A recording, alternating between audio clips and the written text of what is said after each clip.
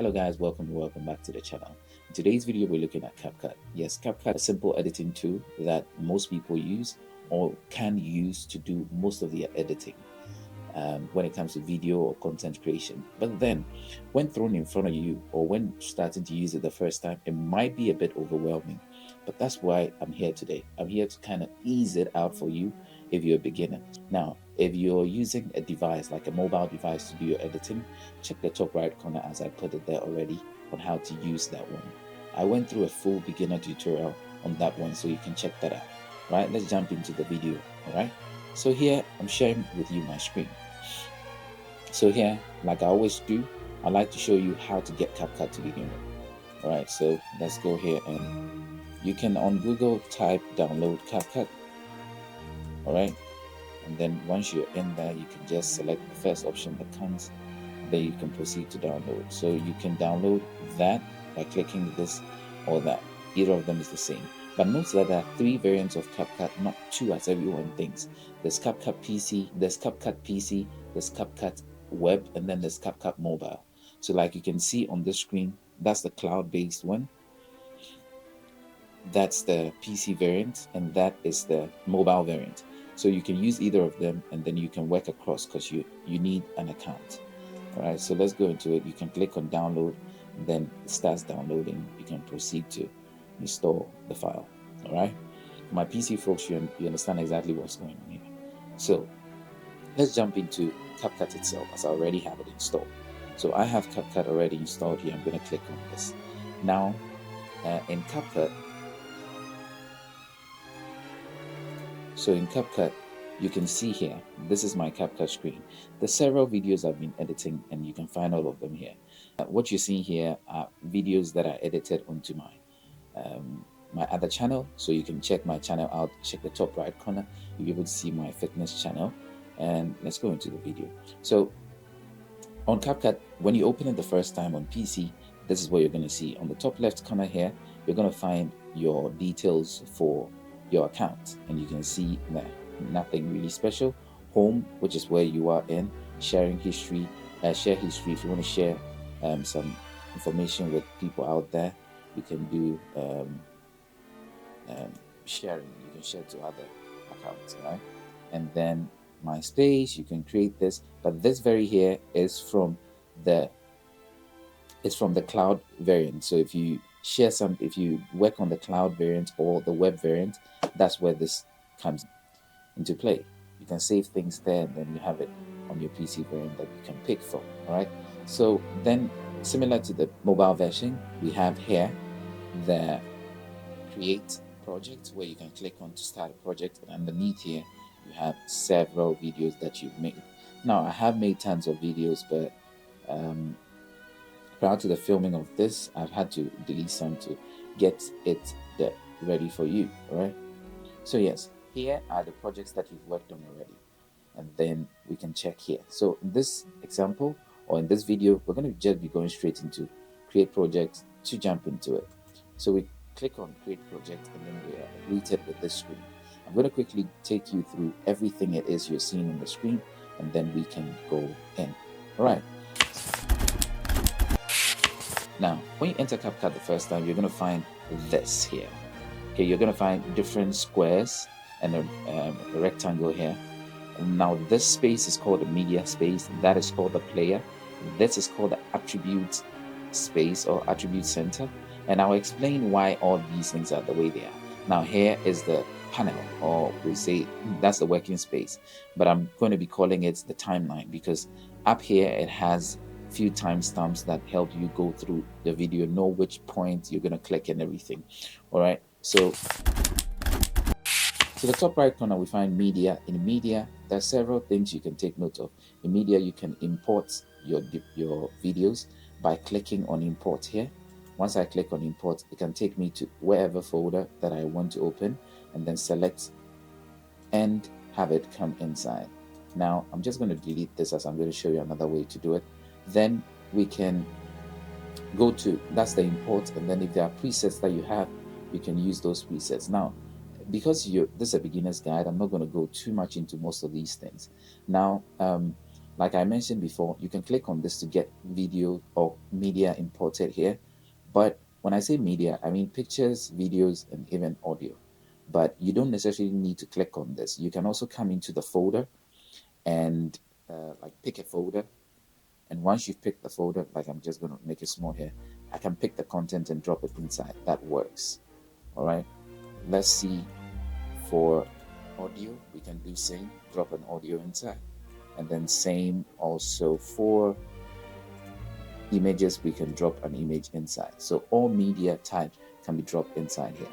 Right, let's go here to audio.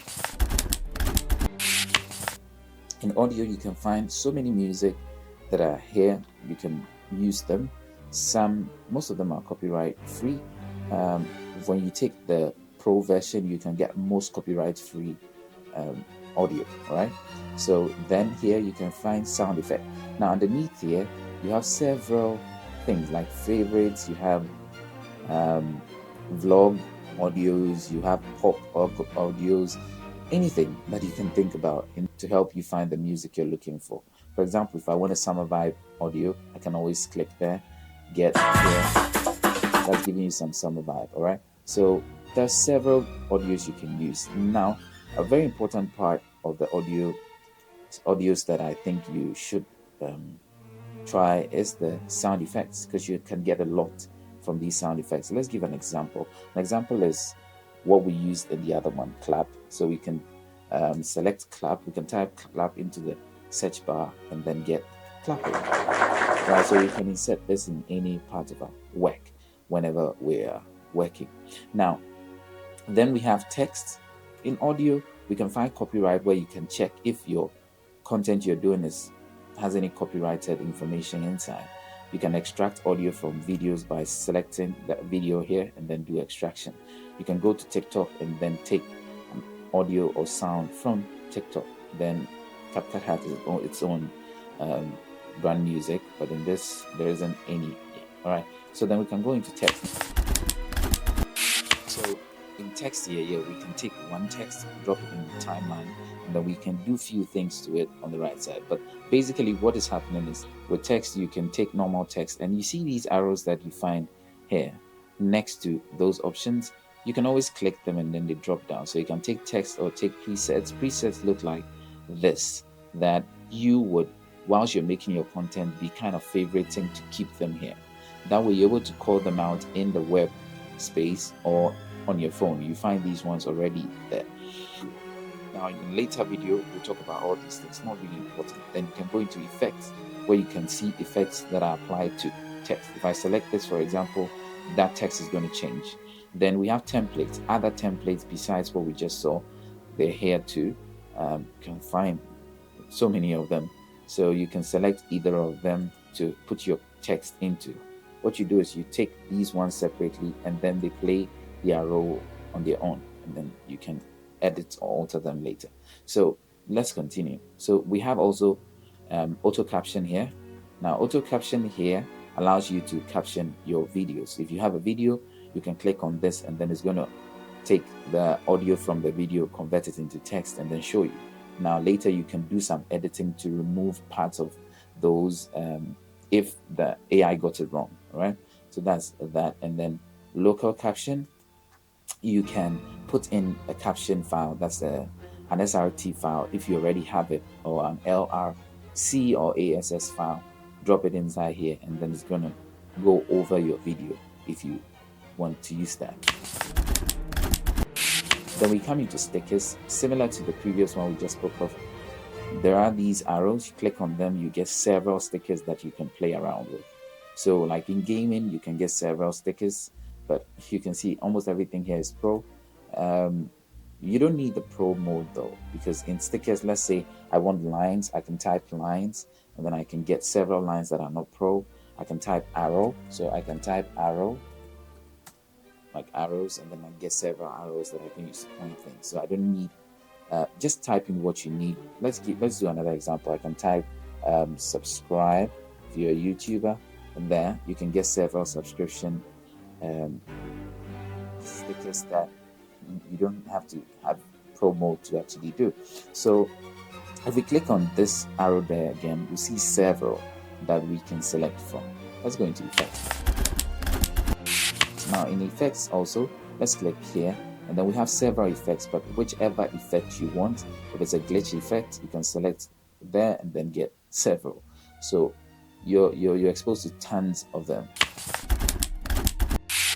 Now we're going to transitions. Now transitions, you should know by now, are what you put in between two clips.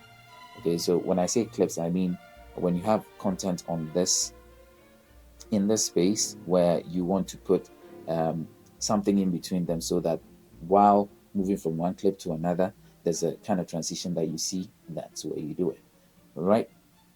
So then let's check out here. Also, we can click on this. We have several. All right. So then we can look also at caption. You remember went through caption in text? Yes, there's another caption here. So auto caption you can use. Then if you want your caption words, if you want them in a particular template, you can use template to select that and have it done. Now if it's music inside, you want to get the lyrics automatically, you can do that by clicking on that and then extracting or generating the lyrics. Then here add caption, similar to in the text situation, local caption. In caption situation is add caption, so you can put in your SRT, LRC or ASS file to be overlaid onto your content that you're creating. Then we can come to filters. In filters, you have several. Now, when we go into the video, I'm going to show you how to apply filters. There are two major ways of applying filters. You can apply the filter directly to the video, or you apply it to the timeline so that you drag it depending on how far you want it to cover. But you understand it better once you get there. Again, there's this drop down. You click on it, you're going to get several drop downs, and then you can select whichever category you want and then take filters from there. Okay. Then we go to adjust. Now adjust basically is you adjusting few things, like you want to adjust your brightness, your saturation, your blacks, your highlights, all those. You do them here, but you'd understand better later on.